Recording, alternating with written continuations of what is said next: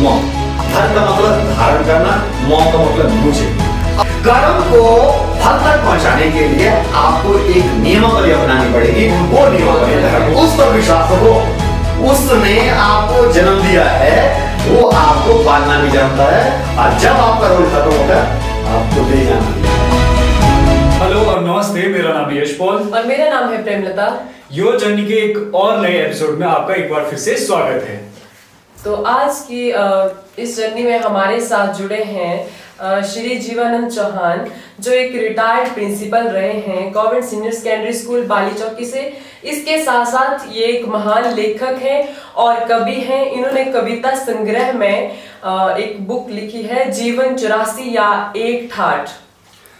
तो कर्मशील होना मनुष्य का परम धर्म है, लेकिन क्या होता है, समय समय पर अनेक व्यक्ति विशेष रहे हैं जिन्होंने धर्म को शब्दबद्ध करके उसको एक परिभाषा देने की कोशिश की है।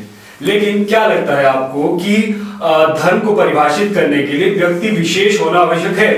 मेरे ख्याल से नहीं, क्योंकि जो भी कोई व्यक्ति धर्म के बारे में सोचता है, उसके बारे में चिंतन करता है, तो वो निश्चित रूप से धर्म के बारे में अपने व्यक्तिगत विचार रख सकते हैं।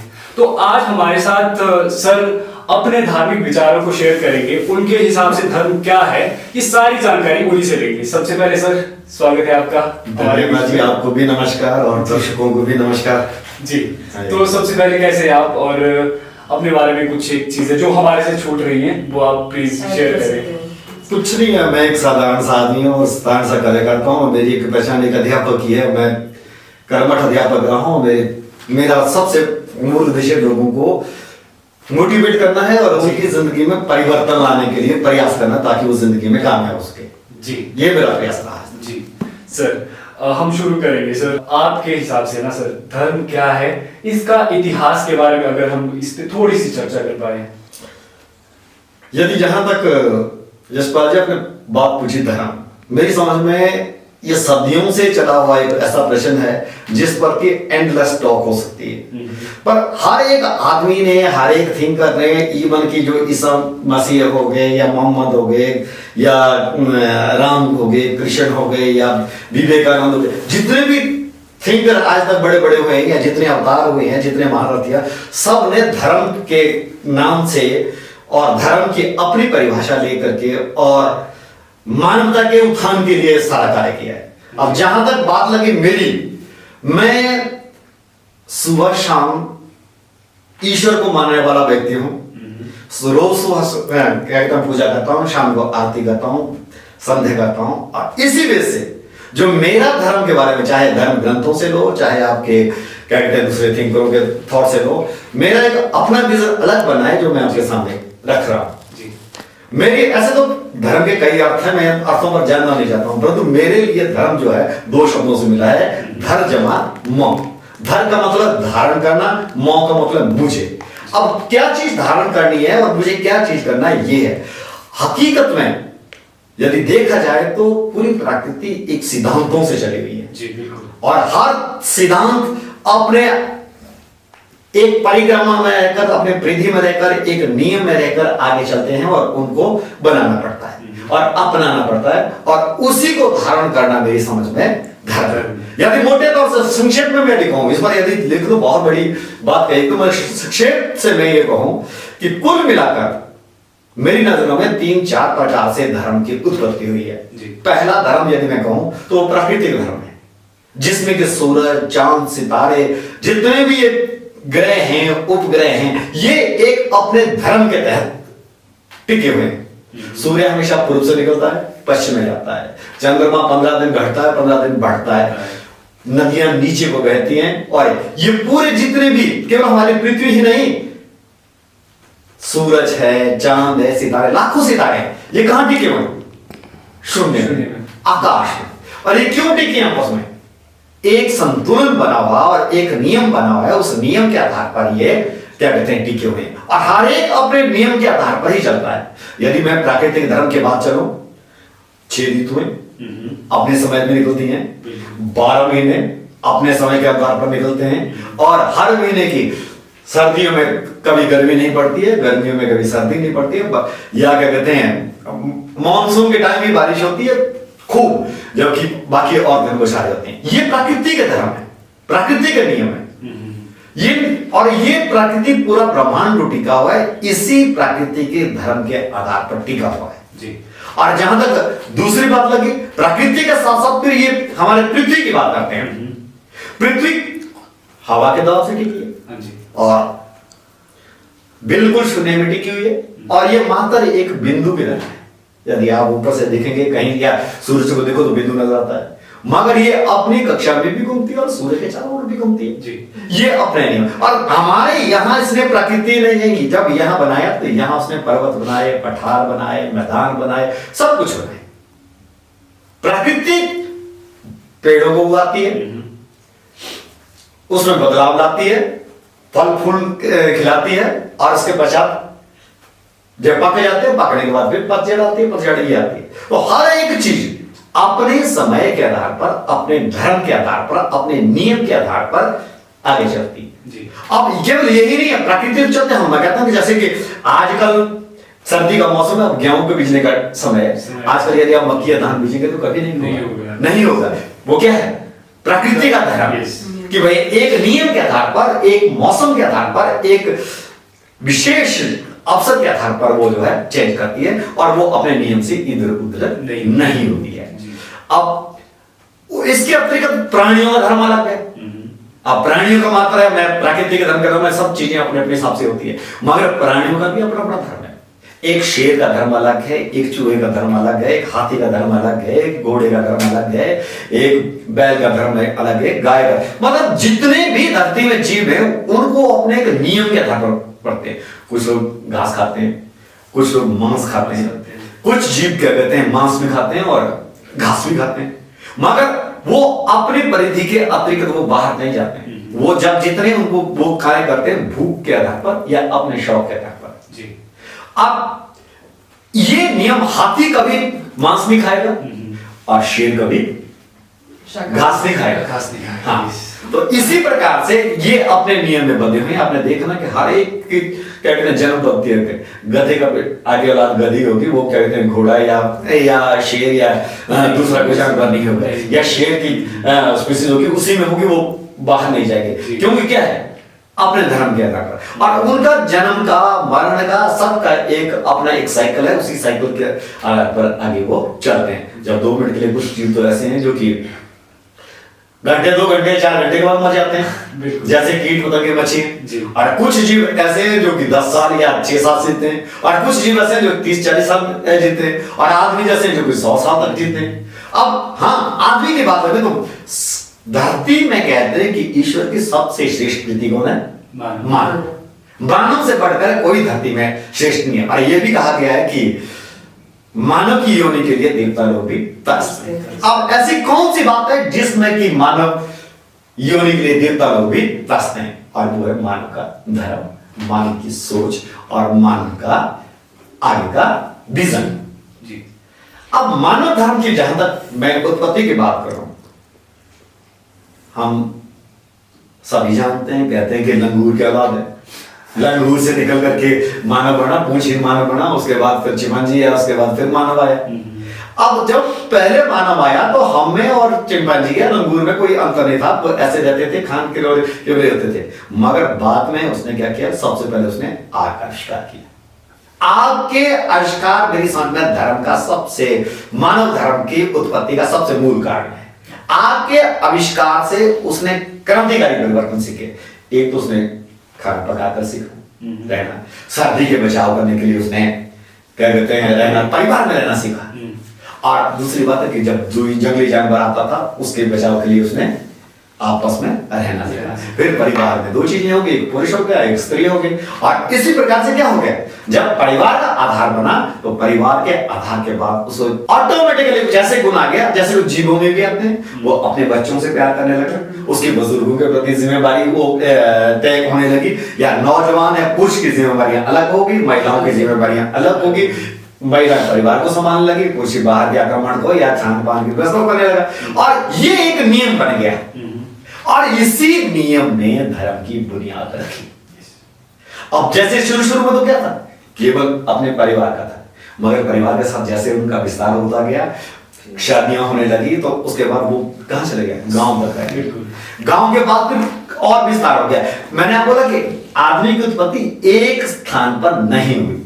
कुछ कहते हैं कि भारत में, कुछ कहते हैं कि चीन में हुई, कुछ कहते हैं कि यूरोप में हुई, कुछ कहते हैं कि अफ्रीका में हुई। तो इसलिए मानव हर जगह अलग अलग समय पर पैदा हो गया और उस अलग अलग स्थान पर जहां वो पैदा हुआ वहां उन्होंने अपने कायदे कानून बनाए। और जो अपने कायदे कानून बनाए, जो अपने रोजमर्रा के लिए उन्होंने वो किए, वो हमारा धर्म बन गया। परंतु समय का, जैसे मैंने आपको बताया, हमारे सनातन धर्म की बात लीजिए 2 मिनट के लिए। तो सनातन धर्म में पहले क्या हुआ, हम सूर्य को पूजते थे, अग्नि को पूजते थे, इंद्र को पूजते थे। मतलब जिससे हमें फायदा होता था हम उसकी पूजा करने लगे।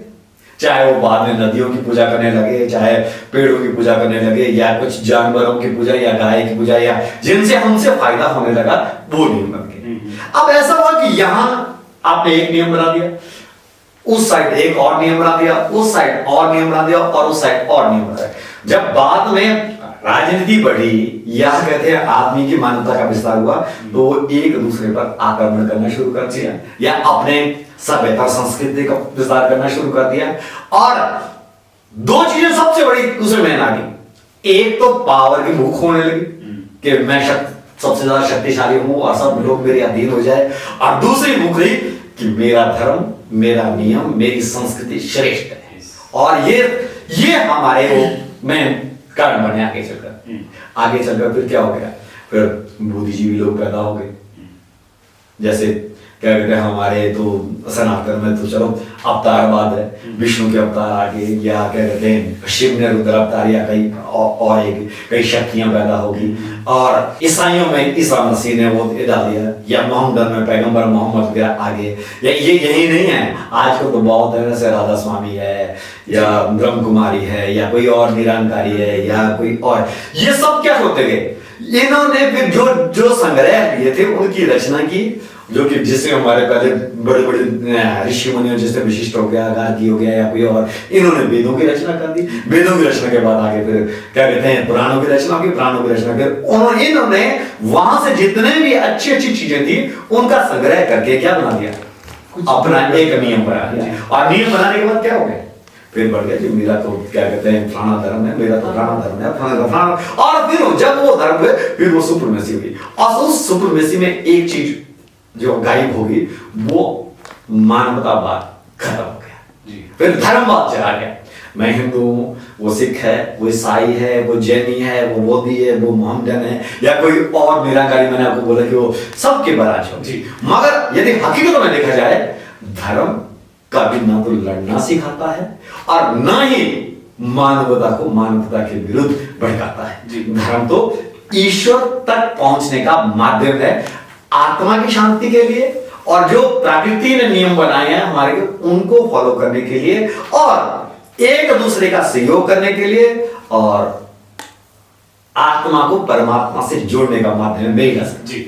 धर्म और अध्यात्म में है कोई समानता?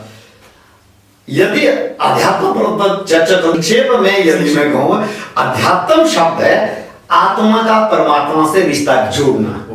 और ये एक ऐसा है कि जो है वो क्या कहते हैं हमारा जीवन है, जो नहीं है और जो हमें विजन में दिखता है, पर्दे में दिखता है, जिसके लिए हम संघर्ष करते हैं, ईश्वर तक पहुंचने के लिए जो हमारा स्टेप हैं, जो हमारी सोच है, जो हमारा रास्ता है, वो अध्यात्म है। जबकि धर्म मैंने बोला ये तो केवल नियमों का संग्रह है, उस नियमों के संग्रह में रह करके किसी को प्रसन्न करना। मान लीजिए आप चाय बनाते हैं, अब चाय एक धर्म के तौर पे आपको चीनी चाहिए, पत्ती चाहिए, दूध चाहिए, और क्या कहते हैं गैस चाहिए। जब तक आप उनको एक निश्चित अवधि में डाल करके, वो ठीक टाइम से बना करके और उनको ऐड करके वो उसको पीने लायक नहीं बनाते, प्रेजेंट नहीं करते, तब तक चाय नहीं बनेगी। अब जिस आदमी को ज्ञान नहीं है, वो चाय एक कप चाय डालना, उसने 2 कप पानी डाल दिया, और उसके बाद नमक डाल दिया, उसने कोई मिर्च डाल दी, क्योंकि उसको जिसको ज्ञान नहीं है। बस ठीक वही बात है, जिसको अध्यात्म के नियमों का पता है, जिसको ईश्वर के नियमों का पता है, वो उन नियमों के संग्रह के लिए मैंने आपको बताया कि वो धर्म बन गया, धर्म। और धर्म मैंने आपको यही बोला कि धर्म कभी किसी को लड़ाना नहीं सिखाता है। धर्म एक ही चीज होता है, दूसरे को सहयोग करना और अपने आप को ईश्वर के प्रति समर्पित करना। सर मेरे क्वेश्चन है, जैसे हम बोलते हैं कर्म ही पूजा है, तो कर्म ही अगर पूजा है, कर्म ही हमारा है, तो कर्म और धर्म में क्या फर्क है? अच्छा, मैं आपको एक और बात बताऊं, ये कर्म और धर्म की बात है। मैं आपको एक क्या कहते हैं श्लोक देता हूँ, पान पूजे हरि मिले तो मैं पूजू, हाथ आते थे या चाकी बलि पीस का संसार, कबीर कह दो, ठीक है ना। अब पत्र को पूजने से यदि भगवान मिलता है तो क्या कहते हैं, मैं तो पहाड़ को पूजूं भाई, उससे चक्की तो ये है। आपका प्रश्न बिल्कुल इससे रिलेटेड भाई कर्म से, परंतु मैं आपको कह रहा हूं कि आपको पत्थर दे दिया, आपको चक्की दे दी, आप उसके बाद क्या कहते हैं पानी दे दिया और आपको सारा सामान दे दिया, क्या वो चक्की आटा पिसेगी? नहीं पिसेगी। क्यों? क्योंकि उसकी एक रूटीन है, लाइन है, प्रोसेस है, उस प्रोसेस से पूजने के लिए वो शब्द धर्म है जी। कर्म को फल तक पहुंचाने के लिए आपको एक नियमावली अपनानी पड़ेगी, वो नियमावली धर्म है। कर्म हम कैसे कर सकते हैं? कैसा बोल सकते हैं? यदि कुकर्म करेंगे तो बुरा जाएगा। धर्म एक सीक्वेंस धर्म एक बात है, कर्म को भटकने नहीं देता है। धर्म हमेशा कर्म को सुमार के लिए लगाएगा, मगर सीधा कर्म है। आप बोलेंगे बहुत मस्ती है, यहाँ लगा है, क्या कहते हैं मैं तो दारू पीऊंगा, मैं तो मस्ती करूंगा, मैं तो घूमूंगा और क्या कहते हैं ये जाऊंगा, ये कर्म है आपका, ये आपके आत्मा का धर्म नहीं है। आपको संतोष मिलेगा मगर पल भर के लिए मिलेगा, मगर उसके बाद बोलेगा मैंने खर्च किया, मैंने ये किया, मेरी इज्जत नष्ट होगी या कहीं पंगा कर दिया किसी, तो ये कर्म है। धर्म क्या है? कर्मों को सही मार्ग पर लाने के लिए, उसको एक नियम के आधार पर बांधने के लिए, जैसे आपने शब्द बोला था अध्यात्म के राह में लाने के लिए धर्म मानते हैं। ओके, तो सर जैसे हम उस नियम की बात कर रहे हैं ना जो धर्म है, तो ये कौन तय करेगा कि कौन सा नियम सही है कौन सा गलत है? फॉर एग्जाम्पल कि जैसे अलग अलग धर्मों का पहुंचने का रास्ता शायद वही है कि जाना हम लोगों ने वही है, लेकिन वो निश्चित कौन कर रहा है कि ये वाला धर्म सही है या फिर ये वाला रास्ता सही है, ये नियम सही है? इस पे कोई, मैंने आपको एक ही चीज बताई ना कि धर्म कोई भी हो, वो क्या है? आत्मा को परमात्मा तक पहुंचाने का और कर्मों को सुमार्ग पर लाने पर कुमार्ग से रोकने। अच्छा, मैं आपको एक जगह, ये कमरा है, ठीक है, ये बिल्कुल अंधेरा है जी, मगर इसमें जब लाइट आएगी तो क्या होगा? बहुत सारी चीजें दिखेगी, उजाला देखेंगे ना, जो कुछ भी है वो यहाँ से दिखेगा। अब लाइट बिजली की भी हो सकती है, लाइट बल्ब की हो सकती है, लाइट मोबाइल की चार्जिंग की भी हो सकती है, लाइट क्या कहते हैं हमारे लोकल झुगुणी की भी हो सकती है, जो जंगल से लाकर के इकट्ठे कर दिए। अब आप कैसे बोलेंगे सिर्फ कि ये लाइट गंदी है और ये लाइट ठीक है और ये लाइट ठीक है? बिल्कुल नहीं बोल पाएंगे ना। और उसी प्रकार से ये धर्म भी ठीक है, वो धर्म भी ठीक है, वो धर्म भी ठीक है, क्योंकि वो सब क्या है? उस रोशनी को, उस कमरे को देखने के तरीके हैं, उस ईश्वर तक पहुंचने के वो माध्यम है, ईश्वर को दिखाने के। जैसे मैंने बोला कि इस कमरे को हमें प्रेजेंट करना है तो हमें लाइट की व्यवस्था करनी पड़ेगी, मोमबत्ती की हो सकती है, लकड़ियों की हो सकती है, बिजली की हो सकती है, या चार्जिंग की हो सकती है, या कोई सूर्य की हो सकती है जी। बस यही मेरा मानना कि हमारा धर्म बिल्कुल ऐसा है जी। हाँ, और सभी धर्म आपस में क्या है? एक ही है। जिस प्रकार से सारी रोशनियों का उद्देश्य इस कमरे को प्रकाशित करना है, उसी प्रकार से जितने भी धर्म है वो ईश्वर तक आत्मा को जोड़ने के माध्यम है और कुकर्मों से बचने के लिए और आध्यात्मिकता को जगाने के लिए जी। तो हमारे को अलग अलग धर्म बनाने की जरूरत क्यों पड़ी जब धर्म एक ही रास्ता है ईश्वर से मिलने का? मैं आपसे एक प्रश्न पूछूं, क्या ऐसा कोई धर्म बोलता जो होता कि ईश्वर नहीं है? बोलते हैं सब बोलते हैं, हाँ, उनका से मानने का तरीका अलग, फिर अलग क्यों है ये? मैं आपको पहले स्टार्टिंग बताया कि कुछ लोग कहाँ से साउथ अफ्रीका में पैदा हुए, कुछ लोग यूरोप में पैदा हुए, कुछ लोग चीन में कहते हैं, कुछ लोग भारत में कहते हैं, कोई और अन्य भारत में। अब वहां की बातें तो अच्छा आप बताओ, आप पंजाब से बिलोंग करते हैं, आपकी भाषा क्यों अलग है? कन्नड़ से क्यों नहीं मिलती है? आप बताइए, या उड़िया से नहीं मिलेगी। और मगर ये नहीं है कि आप उड़िया में बात करेगा वो तो उसको समझ नहीं आएगी, या कहता जो कन्नड़ में बात करेगा, असमी में करेगा, तेलुगु में करेगा, और ये कहीं हिंदी में करेगा, उर्दू में करेगा, पारसी में करेगा, बस सेम चीज है जी। मतलब जिसके पास जो रिसोर्स होंगे, जो सुविधाएं वहां पे उपलब्ध होगी, वो उसके अनुसार आगे बढ़ेगा। मैं कह रहा हूँ धर्म बिल्कुल सब धर्मों में, किसी धर्म में क्या कहते हैं दया के विरुद्ध नहीं है, किसी धर्म में मानवता के विरुद्ध नहीं है, किसी धर्म में परोपकार के विरुद्ध नहीं है, कोई धर्म परमात्मा क्या कहते हैं अगेंस्ट नहीं है। मगर जब हम अपने धर्म को सुपर करने के लिए प्रयास करते हैं, तब तो ये लड़की बेकार के, ये नहीं है, इससे अच्छी तो वो लड़की है। और देखो उसमें कौन से गुण है।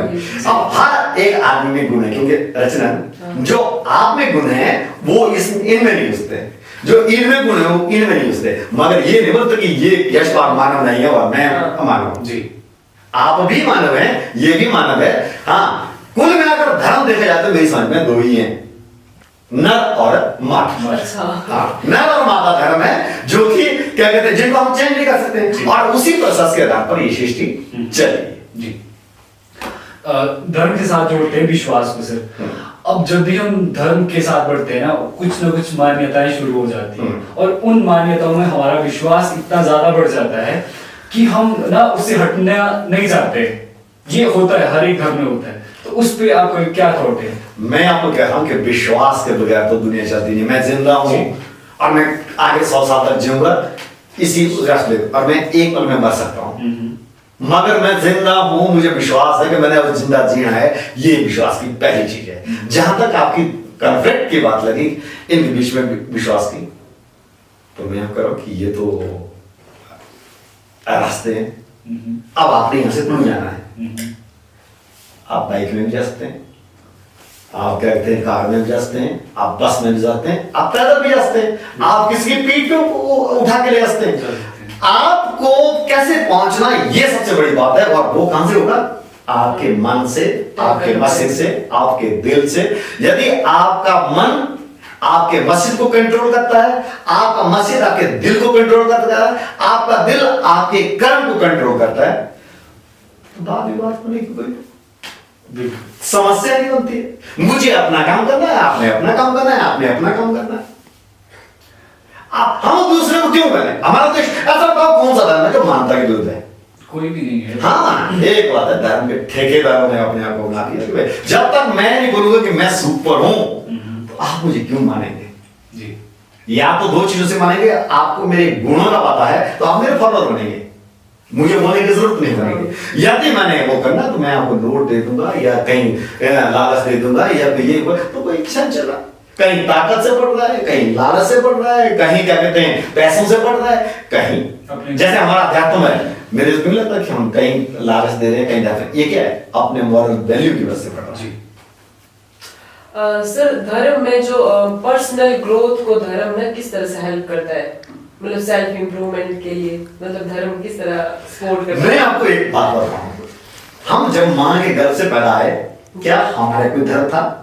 नहीं, तब तो हमारा एक ही धर्म था कि मां की योनि से जैसे हम बाहर आ गए, हमने पहले रोना शुरू कर दिया, वाह वाह वाह वाह। उसके बाद हमने मां के स्तन को बिना किसी पकड़े को कर लिया। हमारा धर्म क्या था? अब फीड अपने आप को जिंदा रखना है बस। अब जिंदा रखने के जरिए है, और वो आप मैंने सबसे पहला धर्म क्या था, यहाँ धरती में आकर के उसने माँ के घर में तरह तरह की कल्पना की थी कि भाई मैं तो संसार पाने कैसा होगा, क्या सुंदर होगा, क्योंकि 84 लाख योनियों का कंसेप्ट आएगा। मगर जब यहाँ पहुंचा उसने देखा कि जो मैंने माँ के घर में देखा था वो तो है ही कुछ नहीं है, वो रोने लगा, और जैसे रोने लगा फिर उसको आई मैं तो भूखा है, मैं तो जिंदा करना है। बस हम जो रह रहे हम किस लिए संघर्ष कर रहे हैं? एक तो अपनी सोच को साकार करने के लिए, जैसे मैंने बोला बच्चा अपने बच्चे की सोच कुछ अलग थी और मां के घर निकलते कुछ अलग गया, तो उसने मां से रोना शुरू किया। और दूसरी सोच किसकी? हमारी पेट की। पहले अपने हो गया, फिर अपना परिवार हो गया, फिर अपना कुल हो गया, फिर अपना समाज हो गया, फिर अपना देश हो गया, और ये संघर्ष जारी है। और इसी के जब अपनापन कहीं ज्यादा जाता है, मानवता के बजाय जब अपना तो हावी हो जाता है, तो तब क्या कहते हैं बात होता रहेगा। जैसे श्री कृष्ण भगवान ने गीता में कहा, यदा यदा हि धर्मस्य ग्लानिर्भवति विधानम धर्मस्य तदनुमानं सृजाम्यहम्। जब जब अधर्म बढ़ेगा, जब जब कुरीतियां बढ़ेगी, अपनापन बढ़ेगा, स्वभाव बढ़ेगा, दूसरों को हम सोचना छोड़ देंगे या दूसरों के शोषण करने के लिए उनको प्रयोग करेंगे, तो तब धर्म क्या कहते हैं विनाश हो जाएगा। और जब जब विनाश हो जाएगा, तो मैंने आपको एक साइकिल कर दी है, 24 घंटे के बाद सूरज निकलेगा ही निकलेगा, और शाम को 6 या 7 बजे के बाद अंधेरा होगा ही होगा, और सुबह 4 बजे या 5 बजे के बाद दिन आएगा ही आएगा। बस सही बात है। एक टाइम के बाद पतन होना है, एक टाइम के बाद उत्थान होना है, कभी वो चरम सीमा पर पहुंचा है, कभी ये। जी, तो जैसे सर हमने मानव जीवन के परिवर्तन की बात की ना, हमने बात की कि कैसे इंसान पहले बनता था और धीरे धीरे परिवर्तन होते रहे और हम यहाँ तक पहुंचे। तो जो धर्म में समय समय पर जो परिवर्तन होते हैं ना, फॉर एग्जाम्पल पहले हमारा सनातन धर्म, फिर उसमें सती प्रथा का वो खंडन किया गया, वो चीजें आगे बढ़ी, तो ये अच्छाई की ओर बढ़ रहा है शायद से। तो इन परिवर्तनों को आप कैसे देखते हैं? मैं आपको कह रहा हूं कि जो आपने अच्छाई की बात की, अच्छाई तो मैंने पहले बोला कि कंसेप्ट जो क्या है, हर धर्म बेटरमेंट के लिए, परंतु उसमें जो आपने बुराई की बात की ना, वो पता क्या हो गया, जब धर्म के ठेकेदार बन गए ना, विशेष करके मैं अप्रत्यक्ष तौर से कहता धर्म को चलाने वाले, चाहे वो काजी मुल्ला हो, चाहे वो पंडित हो, चाहे वो क्या कहते हैं किसी भी धर्म, इन्होंने क्या किया, अपने महत्व को बढ़ाने के लिए, अपने पास पैसा का संचय करने के लिए ये ठेकेदार बन गए। अब आपने देखा होगा कि ईसाई धर्म में पोप ने तो वो क्या कहते हैं एक पत्र बांटना शुरू कर देता, मुक्ति पत्र के, जो इसको खरीदेगा जितने पैसे मिलेगा उसको क्या कहते हैं मोक्ष मिलेगा जी। वो अपने आप जो इसको नहीं खरीदेगा वो क्या होगा, वो नरक में जाएगा, जो इसको खरीदेगा वो। अब पंडितों की बात लगी ऐसे कि इन्होंने क्या कर दिया कि भैया अपने पेट की तो मानी भाई संस्कृत में कर दिया, संस्कृत आम आदमी को समझ नहीं आती थी और हम तो क्या कहते हैं पंडितों के बैर हो गए, फिर हवन यज्ञ करने लगे। इनका जो सबसे बड़ा, जो मेरा अपनी सोच है, दो चीजें बहुत जरूरी रही। इनको जो ऊंचा उठाया, चाहे वो कोई भी धर्म हो, उनको चमत्कारों ने उठाया। कुछ ने सिद्धि कर दी, मंत्र किए, उच्चारण के विशेष विधियां कर दी, जो कि हमारे ग्रंथों में नहीं। उन सिद्धियों के कारण क्या हो गया, वो चमत्कार होने लगे। और चमत्कार होने के बाद क्या लगा, उनको कुछ हद तक किसी चीज का, किसी समस्या का पता होने लगा। अब जब चमत्कार होने लगे तो उसके बाद क्या हो गया, यार उसने ऐसा कर दिया, इसने ऐसा कर दिया, इसने ऐसा कर दिया, क्या हो गया देखने के लिए। और उन सबसे बड़ा बड़ा काम कौन है, दुखी। जैसे कि नारायण ने क्या कहते हैं, गुरु नानक देव जी ने कहा था, नानक दुखिया सारा संसार, जो यह संसार में आया है वो हमेशा दुखी रहा है। जैसे कि महात्मा बुद्ध ने कहा था, यह 4 सत्य देते पहले सिद्धांत था, यह संसार दुखों का घर है। मैं ये नहीं मानता कि दुखों का घर है या सुखों का घर है, मेरा ये मानना है कि संसार क्या है, परीक्षा का क्षेत्र है। यहां हर वक्त आपकी जाने अनजाने जब मर्जी परीक्षा होती रहती है। और परीक्षा में जब परीक्षा होने की सुविधा को तैयारी करनी पड़ेगी। जैसे चमत्कार हो गए, चमत्कार में ना जिसका चमत्कार जितना लंबा रहेगा, जितना हो रहेगा वो उतना सर्वाइव करेगा। जितना आपने देखा नहीं, आजकल मैं बोलने के बाद कई बार खूब क्या कहते हैं चमत्कार की ये करते हैं, और जैसे उनका चमत्कार बिकने लगा और आज उनका वो क्या कहते हैं जेलों में। सर अभी आपने बात की कि 84 योनि के बाद फिर से हमारा जन्म होता है, तो ये कॉन्सेप्ट क्या है, रीबर्थ कॉन्सेप्ट आपके हिसाब से? देखो एक कुछ और चीज तो निश्चित है, हम कहीं से आए हैं और हमें कहीं जाना है, ये कंसेप्ट है।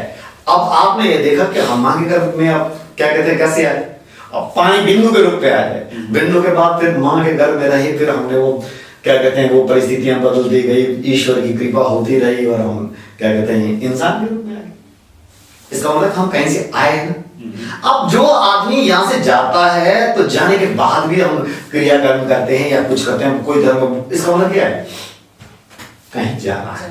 हम एक शून्य से आए हैं और हमने दूसरे शून्य में जाना है।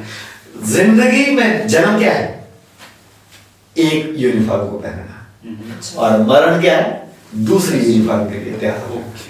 ये है, और ये कंसेप्ट 84 लाख की जहां तक बात लगी कि हमारे धर्मशास्त्र कहा कि भैया यहाँ हर योनि में जाना पड़ा। कितने जीवन हैं धरती में, उसमें जल का जीवन का अलग है, स्थल का जीवन अलग है, वायु का जीवन अलग है। और ठीक उसी प्रकार से मैं आप कह रहा हूं कि जरूरी नहीं है 84 लाख योनि में से जाए, हम 4 योनि में भी जा सकते हैं। जहां जब हमारा रिश्ता, वही कंसेप्ट आपका अध्यात्म का, जब आत्मा से का रिश्ता परमात्मा से जुड़ जाता है तो हमें मोक्ष मिलेगा। कि कोई मेरी अपनी सोच के अनुसार केवल मानव ही मोक्ष का अधिकारी नहीं है। जब कोई भी जीव ईश्वर के प्रति उसकी आत्मा समर्पित कर ले और वो मोक्ष को परमेश्वर में एक चींटी में भी उतनी बड़ी आत्मा है जितनी की एक हाथी में है, एक इंसान में। हम हत्या करते हैं, दो प्रकार की हत्या है। एक है जानबूझकर हत्या करें, जो अपने मनोरंजन के लिए, अपने शौक के लिए या अपने पोषण के लिए, वो हत्या अलग है। और एक हत्या आती है जिंदा रहने के लिए, सर्वाइव करने। शेर हिरण को मारता है, वो पाप नहीं है, उसका धर्म वो उसका धर्म है, क्योंकि वो उसके बगैर जिंदा नहीं रह सकता है। मगर एक आदमी परिंदे को पंख मारता है, बलि काटता है, या वो मेरी सामने अधर्म है। जी, जब भी हम किसी इंसान को देखते हैं ना सर, हम उसको धार्मिक श्रेणी में बांटने के लिए उसकी कुछ दिनचर्या को देखते हैं। मतलब वो किस तरह से सुबह उठ रहा है, क्या कर रहा है, किस तरह से प्रे कर रहा है, किस तरह से अपने कर्मों को कर रहा है पूरे दिन भर। फिर हम उसको एक वर्ग विशेष में धर्म की उसमें बकेट में डाल देते हैं। तो जो भी धर्म है, जो भी विशेष धर्म है, पर्टिकुलर है, उनके सिद्धांत जो होते हैं ना सर, वो कहीं ना कहीं अलग अलग होते हैं। जैसे हमने हिंदू धर्म में बात की रीबर्थ की, लेकिन कुछ धर्म इस चीज को नहीं मानते। तो इतना ज्यादा कॉन्फ्लिक्ट कैसे हो गया सर? क्योंकि है तो सबने ये है तो एक, लेकिन इतना बड़ा कॉन्फ्लिक्ट होना मतलब बहुत बड़ी बात है। मैं आपको बात बताऊं जी, ठीक है। मैं एक अध्यापक हूँ, मैं हमेशा किसकी बात करूंगा? पढ़ाई की बात करूंगा, ये बात करूंगा। और दूसरा एक बनिया है, वो किसकी बात करेगा? पैसे की बात करेगा। ये है। तीसरा एक शाही है, वो किसकी बात करेगा? मीट के लिए करेगा। चौथा एक पॉलिटिशियन है, वो किसकी बात करेगा? राजनीति के लिए, लोगों को क्या कहते हैं, वोट लेने के लिए, उनको लुभाने के लिए। हर एक आदमी का अपना अलग कंसेप्ट है, और उसी कंसेप्ट का कॉन्फ्लिक्ट है। मगर हकीकत ईश्वर अल्लाह दे दो नाम सबसे दे भगवान। मेरा अपना मानना है कि हमारा एक धर्म है, मानव धर्म। और सृष्टि का धर्म मैंने बोला 3 धर्म है। एक प्रकृति का धर्म है, एक जीव और वनस्पतियों का धर्म है, जो अपने, तीसरा मानव का धर्म है, जो आत्मा से परमात्मा का जोड़ता है, जिसके लिए आदमी तरसता है। फर्क इतना है, आत्मा और परमात्मा से जोड़ने के लिए आदमी कर्म कर सकता है, दूसरे को प्रवचन दे सकता है, और जो इच्छाएं अपने उनको पूरी कर सकता है, हवन कर सकता है, यज्ञ कर सकता है, या जो चीजें ईश्वर को उसको लगता है प्रसन्न करने के लिए की जा सकती है, वो कर सकता है। मैं कहीं एक विशेष जगह से आ रहा हूँ, मेरी कुछ मान्यताएं अलग है, ये कहीं विशेष जगह से आ रही है, इनकी मान्यताएं अलग है, लेकिन हमारा मकसद एक है, ईश्वर को पाने का। लेकिन हमारे सिद्धांत इतने अलग कैसे हो गए कि हम एक रीबर्थ को मान रहा है, एक धर्म विशेष रीबर्थ को पूरा इनकार कर रहा है। मैंने आपको जिसका जितना ज्ञान है वो उतना जानेगा। अब मैं आपको एक एग्जांपल देता हूँ। हम हिमाचल में हैं, हिमालय में रहते हैं, सर्दियों में कितनी बर्फ गिरती है, और उसके बाद थोड़े से नीचे उतर जाओ जी, क्या कहते मैदानों में जाओ, सर्दियों में कोहरा जमेगा और ये ऊपर से जमेगा, परंतु बर्फ नहीं होगी, ठंड उसका जाता है। उससे नीचे चलते जाओ, पठारों में, समुद्र में, वह कोई असर ही नहीं है। सर्दी भी वैसी है, गर्मी भी वैसी है। अब एक पठार वाले को ये बोलेंगे आपकी भाई वो जी कितनी बड़ी क्या कहते हैं सर्दी होती है, बर्फ होती है, उसमें जा करके तो वो रख करके आदमी 50 साल तक भी क्या कहते जिंदा रहता है। जैसे हमारे इसमें पर्वत में, इसमें उसके अवशेष अभी तक जिंदा रहने का मतलब अवशेष जिंदा रहते हैं। वो विश्वास नहीं करेगा, वो केवल या तो दूसरे दिन में उसमें या तीसरे दिन उसमें वो कीड़े मकोड़े पड़ जाएंगे, उसको उस सर्दी का आवाज नहीं है। जो मैदान में, जिसने मैदान देखा उसको पहाड़ का पता नहीं है कैसा, उसमें चढ़ती बार कितनी गर्मी पड़ती उतरती बार कितनी थकान होती है। और जो मैदान में है, जिसने समुद्र नहीं देखा उसको समुद्र का पता नहीं कि पानी कैसा होता है, क्या होता है। सेम मैं पठार में रहता हूं तो मैं पठार का गुणगान करूंगा, मैं क्या कहते मैदान में रहता हूँ मैं मैदान का गुणगान करूंगा, मैं क्या कहते हैं ऊपर रहता हूँ पर्वतों में तो मुझे सर्दी भी देखे, बर्फ का मुझे पता भी होगा, नालियों का पता होगा। और आप ये देखते हैं कि अब साउथ में चलते जाएंगे तो वहां आम का सीजन तब शुरू होता है जब हमारे यहाँ अभी फूल भी नहीं लगने होते हैं। और वही कंसेप्ट है जिस आदमी की सोच। और एक और चीज है सब ठीक जी, अपनी जगह पर साउथ का आदमी ठीक है, वो भी क्या कहते हैं, हम कह सकते हैं वो गलत है कि आप तीसरे दिन यदि एक ऊपर क्या कहते हैं हिमालय पर्वत में रहने वाले आदमी को बोले कि तीसरे दिन आदमी में बदबू पड़ जाती है। या आपने देखा होगा कि किन्नौर या लाहौर मेरे यहाँ सर्दियों में बकरे काट के रखते हैं और वो पूरी सर्दी रखते हैं, उसमें से जब हुई जितनी सी हुई। आप यदि ये कंसेप्ट क्या कहते हैं एक पंजाब को दे दो या तमिलनाडु को, वो तो बोलेगा ऐसा दूसरे दिन तो बदबू पड़ेगी, खाई जाए। यस। तो ये एक शैली है। मैंने बोला धर्म कोई एक कुछ नहीं, धर्म केवल जिंदा रहने के लिए और समाज में अपना अस्तित्व बनाने के लिए, दूसरों का सहयोग करने के लिए, दूसरों से सहयोग लेने के लिए एक माध्यम है मेरी नजर में। धर्म इसके अतिरिक्त कुछ नहीं है। बिल्कुल। ये केवल एक शैली है जिसमें रहता है इस्लाम वाले ऐसे पहनते हैं, या क्या कहते हैं क्रिश्चियन बिल्कुल ऐसे रहते हैं, हिंदू मूछें दाव लगाते हैं, या कि साउथ इंडियन वो तिलक लगा के ऐसे वो करते हैं। ये कुछ नहीं है, ये केवल क्या है, अपने आप को बताना है कि मैं इस शैली को अपनाता हूँ बस। सर धर्म के अकॉर्डिंग ना सुखी जीवन कैसे जिए? एक और बात है, मैंने आपको पहले बताया ये संसार दुखों का घर है, महात्मा बुद्ध ने कहा। फिर भी हर आदमी ना सुखी मैं आपको कह रहा हूँ, जी। मैं यदि कहूँ, मैं अपनी बात आपको बताता हूँ। दिसंबर 2022 में मुझे सस्पेंड किया गया। सस्पेंड करने के बाद मुझे जनवरी 2024 तक कुछ भी नहीं मिला। आप सोचो, जिस आदमी को 1,20,000 या 30,000 सैलरी मिल रही हो, उसको एक क्या कहते रुपया ना मिले। अब आदमी को तो रोने लगे, कुछ आदमी ने बोला कि आत्महत्या करनी। कई बार मेरे दिमाग में आ रहा है कि इससे तो झंझट में ये पढ़ना बेकार। मगर मैं क्या था, ईश्वर का क्या कहते हैं परम भगत हूं, अपने आप को मानता हूं। मैं ईश्वर पर जबरदस्त विश्वास करता हूं, मेरे सारे काम हो गए। क्यों? और मुझे मैं कह रहा हूं कि जितना मजा मुझे ये पिछले 2-2.5 सालों में आया, उतना जिंदगी में कभी नहीं आया। क्यों? मैं आराम से अपने रोजमर्रा करता, ईश्वर के पास 2-2 ढाई घंटे बैठ करके चिंतन करता रहा और साथियों का सेव करता रहा। मुझे हर एक साथी ने सेव किया। उस पर विश्वास रखो, उसने आपको जन्म दिया है, वो आपको पालना भी जानता है, और जब आपका रोल खत्म होगा आपको ले जाना भी जानता है। अब ये आप पर निर्भर करता है कि आप संकट में अपने आप को महसूस करते हैं। यह जब भी मैं आपको कह रहा हूं कि आप संकट में हो ना, कभी अपने आप को संकट में मत दिए, उस ईश्वर को याद करो, उसके लिए क्या कहते हैं अपने पाप पुण्य निशावर कर दो, और जब पाप पुण्य उसको निशावर करे वो आपको करे। गीता का श्लोक है, शायद आपने सुना होगा, सर्वधर्मान् परित्यज्य माम् एकं शरणं व्रज अहं त्वं सर्व पापेभ्यो मोक्षयिष्यामि मा शुचि। सर्वधर्मान् परित्यज्य, जितने भी तेरे पाप हैं पुण्य हैं, जिनको धर्म कहते हैं ना, उनको मेरी शरण में रख या मेरे चरणों में रख। चाहे तू पुण्य करता है, चाहे पाप करता है, जहां जो तेरे को दुख है चाहे सुख है, उनको मेरे को अर्पित कर।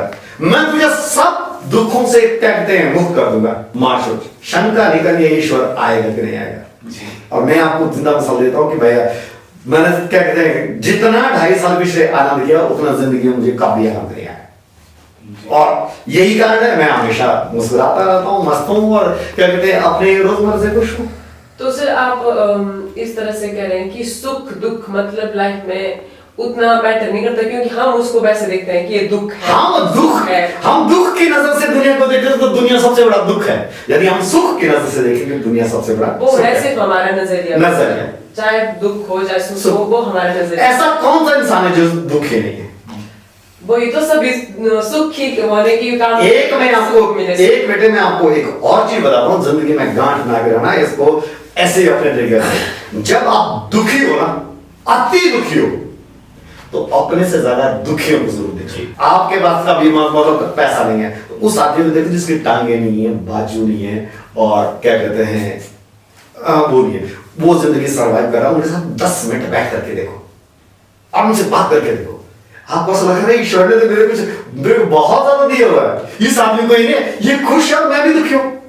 और दूसरा मैं एक और क्या कहते हैं कंसेप्ट दे रहा हूं, जब कोई करोड़ोंपति या अरबोंपति आदमी मरता है, उसकी शमशान घाट में उसकी अंतिम यात्रा पर जरूर जाना, वो देखेगा उसको भी ऐसे ही जलाया जाएगा जैसे गरीब वाला उस आदमी जलाएगा। उसके पैसे कहां गए?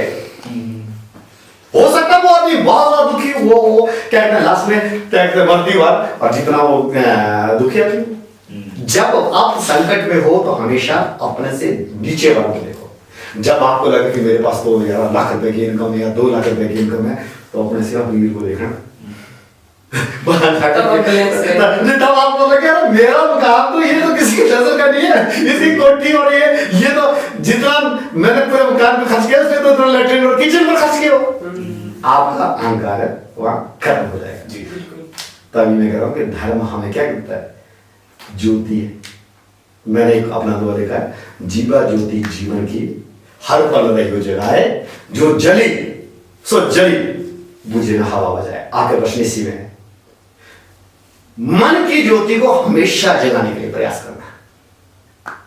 जब एक बार जिसके मन में जो चिंतन चल पड़ता ना, उसको दुनिया का कोई तूफान नहीं हो सकता।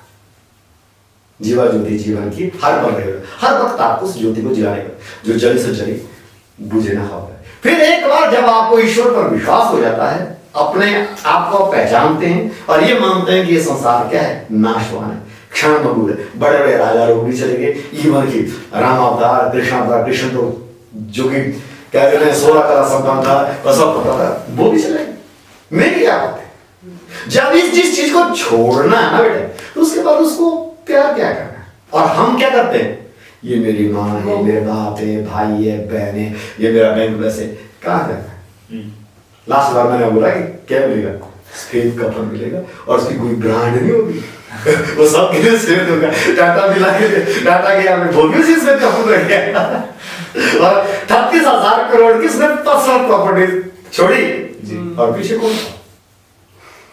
तो ये कंसेप्ट है, जब आप संकट में हो तो मैंने आपको जरूर क्या कहते हैं, उन आदमी जो अपाहिज हैं या जो धनवान वाले हैं उनकी तरफ जुड़ना है। और जब आप घमंड में हो तो अपने सदा विद्वानों को देखना, वहां आपको तिनके के बराबर अपना अस्तित्व भी नजर आएगा जी। तो फिर घमंड रहेगा। जब हमें जाना है, त्यागना है, और धर्म हमें यही तो सिखाता है कि यहां जो कुछ भी है नाशवान है। आज जो मेरा है कल किसी और का था, कल किसी और का होगा। और आत्मा न पर मरती है न जन्म देती है। आत्मा का केवल एक ही सीधा अर्थ है, परमात्मा। आत्मा परमात्मा का अंश है और हम इस मानव योनि में आए ऐसा कर्म करने के लिए ताकि हम परमात्मा में लीन हो जाए, जिसको हमारे प्रश्न में मोक्ष कहते हैं जी।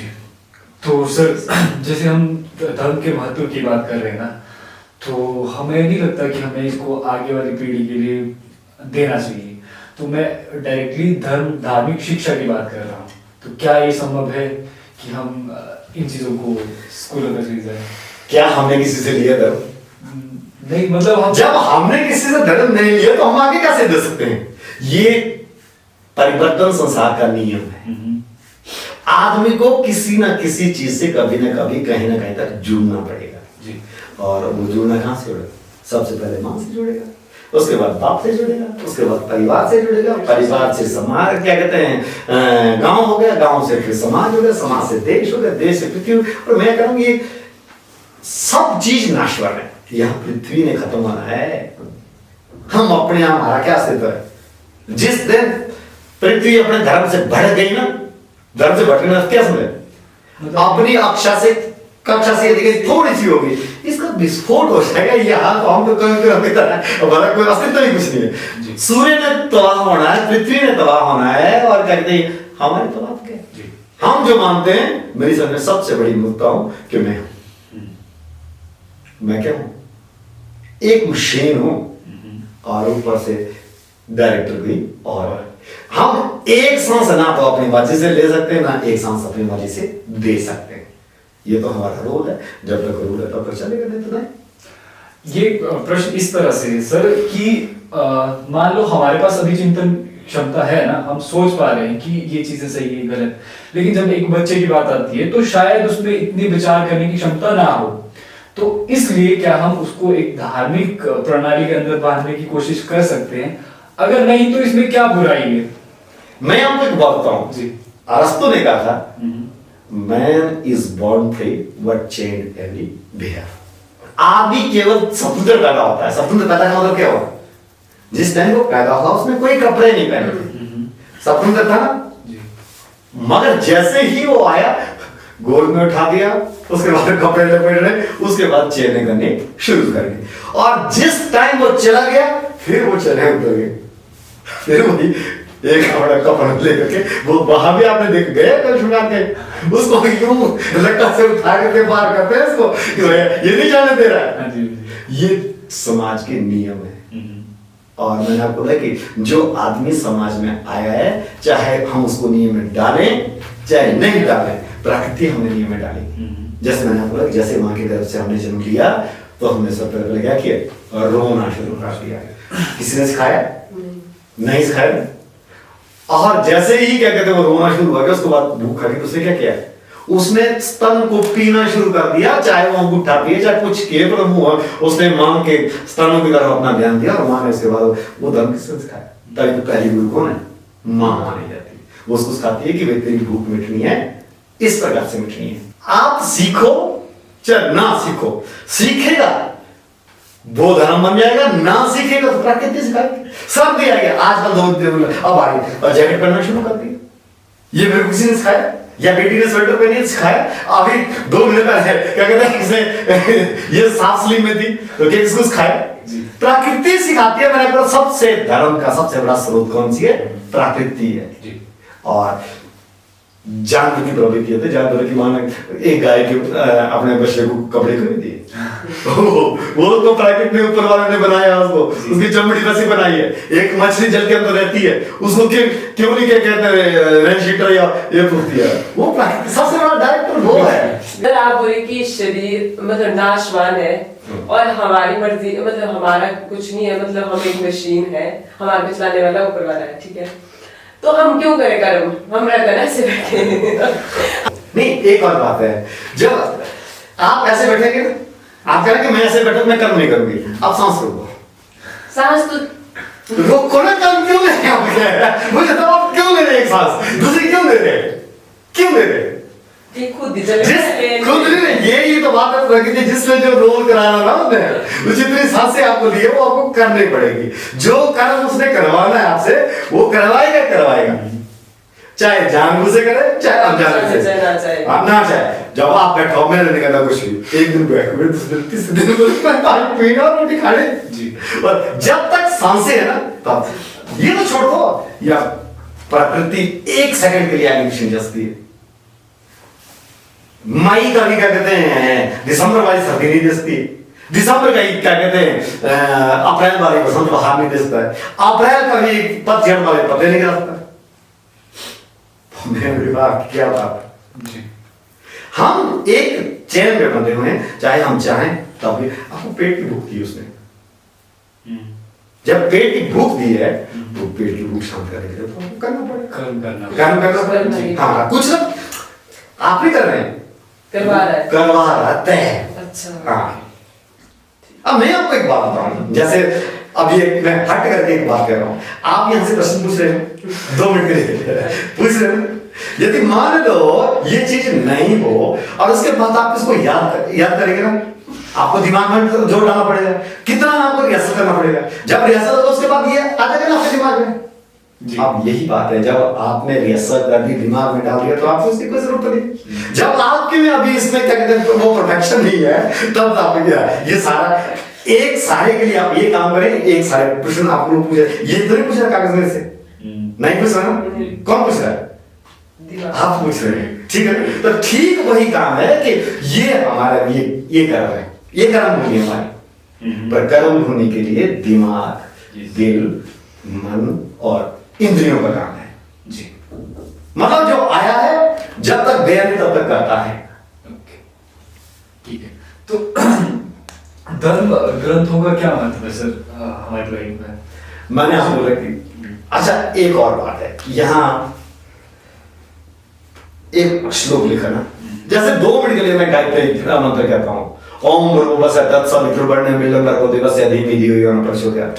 अब मेरे को संस्कृत जाती है, मैंने पढ़ी, ठीक पढ़ा गलत पढ़ा, क्या पढ़ा नहीं पता, जिसको नहीं आएगा ना है तो है, मैंने उच्चारण तो कर लिया, आपके सामने कर लिया, सब तो लगे पता भैया इन्होंने गायत्री मंत्र बोला है।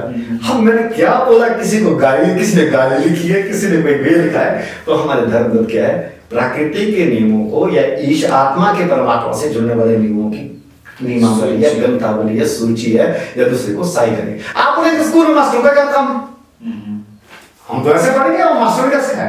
मास्टर क्यों होते हैं? कौन सी गलत राह में जाता है, कौन सी ठीक कर जाता है, किताब क्या सहायता करती है कि पीछे उन्होंने क्या किया, पीछे। और ये धर्म ग्रंथ है, केवल धर्म ग्रंथ है, हर एक चीज की हिस्ट्री ले लीजिए। हमारे जो टूल्स हैं, जो ग्रंथ हैं, जो गुरु हैं, ये सब क्या है? हमें रास्ता दिखाने के लिए, हमारे अज्ञान को दूर करने के लिए। अब जब जिसको आगे हम दूर करना, उसको तो किताबें पढ़नी पड़ेगी, उसको स्कूल भी जाना पड़ेगा, उसको कोई डांट भी खानी पड़ेगी, उसको अपना चिंतन भी जाना पड़ेगा। और 2 मिनट के लिए जो मैं आप कह रहा हूँ, क्या आपको कहीं किसी किताब में ये चीजें मिली? मैं तो ये कहता हूँ कि आज तक जितने भी थिंकर हुए, मुझे नहीं कहीं पढ़ने को मिला कि उन्होंने इस प्रकार के थॉट दिए। ये क्यों है मेरे दिमाग में? मैंने चिंतन किया, मैंने समस्या को हल किया, और मैं ये नहीं कह रहा कि लास्ट है, या मैं ये नहीं कह रहा मैं पूर्ण सत्य बोल रहा हूँ। मैं वो कह रहा हूँ कि जो मेरी नजर में, जो आपने अनुभव किया, जो मैंने अनुभव किया, जो मैंने मुझे समाज ने सिखाया, जो मेरी क्या कहते हैं मेडिटेशन ने मुझे रास्ता दिया, मैं वो कह रहा हूँ। और ये कोई फाइनल फिलॉसफी नहीं है, ये कोई क्या कहते हैं अल्टीमेटली ट्रुथ वर्ड्स नहीं है, ये तो केवल एक आदमी के एक्सपीरियंस है। तो सर, आप धर्म के बारे में क्या शिक्षा देना चाहते हैं जनता को? मैं तो यही कह रहा हूं कि एक श्लोक है सर्वशास्त्र शास्त्र में गीता, सर्वदेवो देव में हरि, सर्वतीर्थो तीर्थ में गंगा, सर्वधर्मो धर्म में दया।